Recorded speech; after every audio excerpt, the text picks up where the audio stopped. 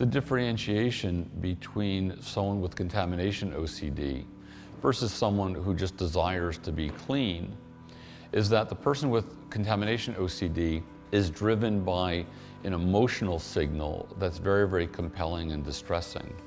If my hands get dirty, I wash them until I think them clean or I see them as clean. A person with OCD will wash their hands until they feel clean, as in they're no longer feeling a distress signal. And so they will wash and rewash because they never can get a full sense of closure that they've gotten every potential threatening molecule off of their hand, and their behavior is predicated on eliminating the distress as opposed to eliminating what they believe to be the dirt or the germs. There are a lot of communicable diseases that persons with contamination OCD become very concerned about. Many of them are of a sexually transmitted nature, and others are just basic health concerns. So things like pneumonia or even catching a cold, persons can engage in a lot of avoidance or a lot of escape behaviors in order to prevent themselves from becoming sick in some way. Persons engage also in a lot of undoing responses, such as showering, washing their hands, using cleansers such as Clorox. It's really important to keep in mind that the sufferer, has a brain that's malfunctioning and sending an emergency signal that creates an illusion of danger where there actually is no danger.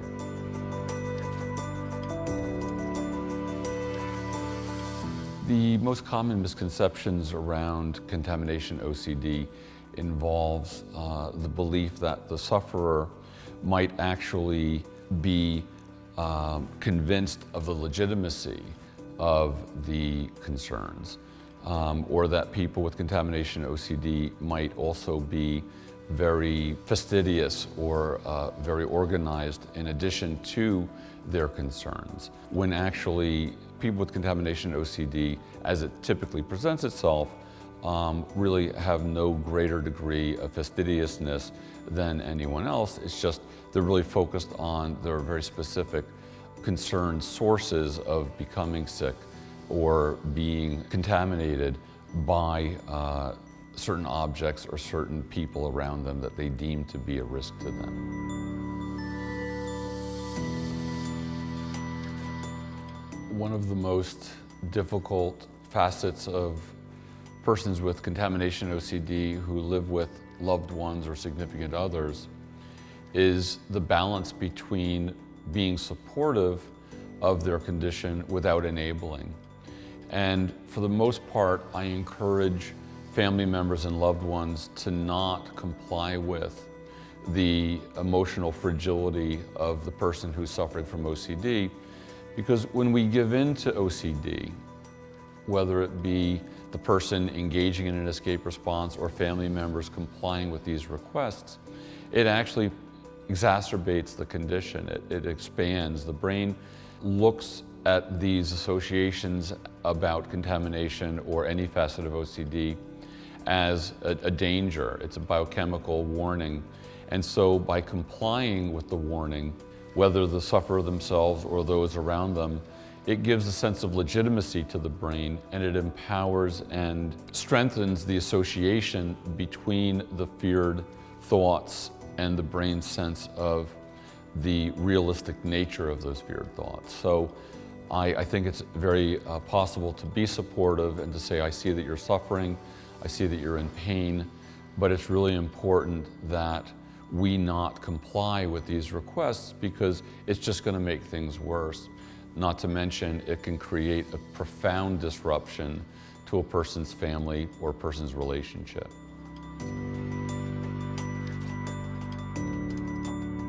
Contamination OCD, in its most typical presentation, responds typically very, very well to a exposure and response prevention, otherwise known as ERP, where a patient will engage in a voluntary exposure to their concerned or feared items.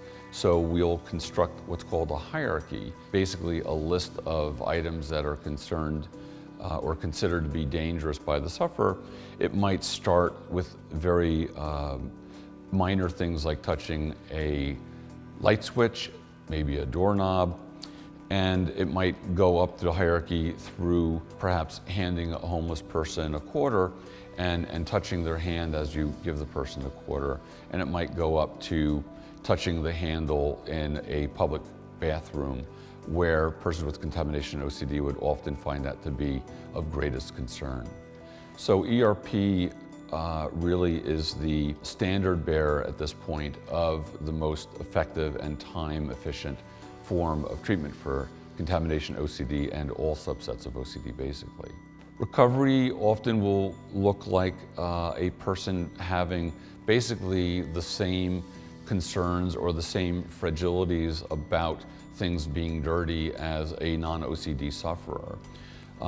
Patients with OCD often complain to me, why would you recommend touching a toilet seat? Not everyone in society would do something like that. And I say that, treatment for OCD is kind of like bending a pole, where you don't bend it to its upright position, but you bend it further than its upright position so that it naturally goes back to resting in its upright position. So the extremes of exposure therapy are so that persons with OCD can function in society and not really still have their brain reacting in such a fragile way to things in the environment that are of great concern to them or had been of great concern to them. One of my patients said to me many years ago, when you can touch a toilet seat and then eat a sandwich right afterward, it's very easy to pick up a pen off the floor. And I think that statement really talks about how the brain, when we expose it to these extremes of concern, it allows for very natural functioning on a day-to-day basis without any real concerns at all.